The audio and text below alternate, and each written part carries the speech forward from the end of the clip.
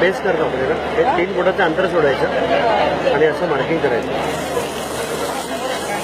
थोडंसं मार्किंग आलं आहे ते मार्किंग खाली आलं. मार्किंग यासाठी केलं आहे की या गोलाच्या आतमध्ये 3 रंग टाकायचे. पहिला रंग त्या मार्किंगवर टाकला.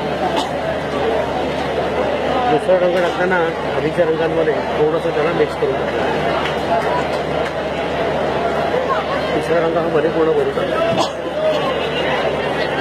हा झाला बेस. बेस केल्यानंतर मी सेंटर पॉईंट काढला. तर सेंटर आणि डिझाईनचा सेंटर आपण एकमेकांना फक्त मॅच केलं आहे. आता जाळीवरती पांढरा, पिवळा आणि पोपटी हे रंग फिक्स आहेत. डिझाईन कोणताही असलं तरी लाईट कलर असल्यामुळे हे बेसला वापरायचे नाही. सुरुवातीला हिरवा रंग मी बाहेर फिरवला. त्याच्याखाली पिवळा रंग आधीच्या रंगांमध्ये थोडंसं ओव्हरलॅप करून फिरवलं. तसंच पांढरा पण पिवळ्यामध्ये ओव्हरलॅप करून फिरवलं. आता शेवटी पिवळा रंग पांढऱ्यात मिक्स करायचा आणि डिझाईन हळूहळू हे पूर्ण करायचं. ठीक आहे. आता जे रंग आपण खाली टाकले होते ना त्या रंगांवरती सगळं डिझाईन हे तयार. ही पूर्ण प्रोसेस यात दिलेली आहे. रंग कोणती खाली टाकायची आहेत, कोणते